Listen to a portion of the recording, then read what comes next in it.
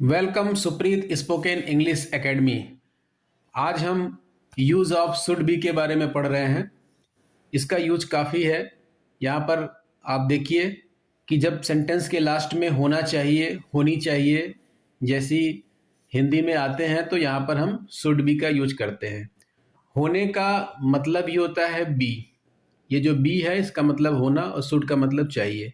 तो जब होना चाहिए, होनी चाहिए इस तरीके से आता है तो वहाँ शुड बी का यूज करना है। कोई पॉसिबिलिटी है, कोई एडवाइज है, कोई संभावना है, कोई सलाह है तो वहाँ शुड बी का यूज करना है।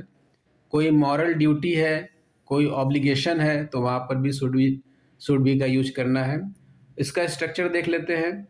सब्जेक्ट होगा, शुड और बी होगा प्लस एडजेक्टिव एडवर्ब होगा। चूंकि बी एक खुद वर्ब है तो उसके बाद एडजेक्टिव एडवर्ब होना जरूरी है। इसके साथ ही अगर उसका नॉट का फॉर्म है तो यहाँ पर शुड नॉट लग जाएगा और स्ट्रक्चर वही होगा, शुड हो जाएगा, शुड नॉट हो जाएगा और एडवर्ब एडवर्ब हो जाएगा। आइए इसको एग्जांपल्स द्वारा हम जल्दी से समझने की कोशिश करते हैं कि चूंकि स्ट्रक्चर तो आप जानते ही हैं, शुड और शुड भी मैंने बताया था। एग्जांपल्स में देखिए कि उसे इस कमरे में होना चाहिए, ठीक है, एक एडवाइस दी गई है। तो यहाँ पर देखिए इसकी इंग्लिश कैसे बनती है। He should be in this room.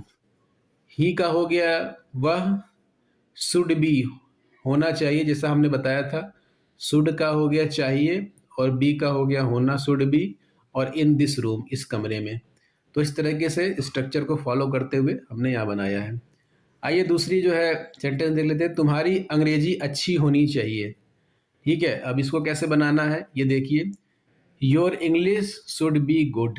तुम्हारी अंग्रेजी, योर इंग्लिश शुड बी होनी चाहिए और अच्छी का हो गया गुड, और गुड जो है एक एडवर्ब हो गया। तो इस तरीके से जो है यहाँ पर इंग्लिश बन गई। नेक्स्ट देख लेते हैं। तुम्हें खाली होना चाहिए, एक पॉसिबिलिटी है तो इसकी इंग्लिश क्या हो जाएगी। You should be free. तुम्हें का हो गया यू, खाली का हो गया फ्री और होना चाहिए का शुड बी, तो यू शुड बी फ्री। इस तरीके से हो गया। अब इसके हम नेगेटिव सेंटेंस देख लेते हैं कैसे बनते हैं। इसका जो है स्ट्रक्चर हो गया, सब्जेक्ट हो जाएगा और शुड और बी के बीच में नॉट आ जाता है और बाकी स्ट्रक्चर वही रहता है। आइए एग्जांपल्स द्वारा समझने की कोशिश करते हैं कि उसे इस कमरे में नहीं होना चाहिए, ठीक है। अब यहाँ देखिए नहीं शब्द का यूज किया गया है। अब इसकी इंग्लिश देख लेते हैं कि he should not be in this room, ठीक है। ही का हो गया उसे, शुड का हो गया चाहिए, नॉट का हो गया नहीं, बी का हो गया होना और इस कमरे में हो गया इन दिस रूम। देखिए जो जिस कलर का है मैंने उस कलर को कर दिया हुआ है। इससे आपको समझने में बेहतर तरीके से आप समझ पाएंगे। दूसरा एग्जांपल देखते हैं। तुम्हारी अंग्रेजी अच्छी नहीं होनी चाहिए। अब यहाँ भी नहीं होनी चाहिए का यूज किया गया है, पॉसिबिलिटी है, तो इसका भी इंग्लिश क्या हो जाएगा। इंग्लिश देख लेते हैं इसकी अंग्रेजी कैसे बनेगी।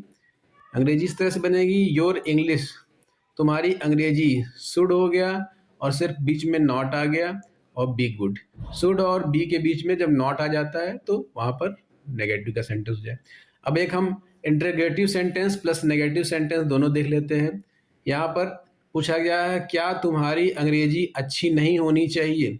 अभी यहाँ क्या शब्द पूछा गया है, ये एक इंटरोगेटिव सेंटेंस है। अब इसकी इंग्लिश कैसे बनेगी देख लीजिए। इसकी अंग्रेजी कैसे बनती, जो क्या करके पूछा गया है तो शुड को हमको पहले रख लेना है और उसके बाद आता है सब्जेक्ट, आप जानते हैं, सब्जेक्ट के बाद नॉट और फिर जो है बी और उसके बाद गुड।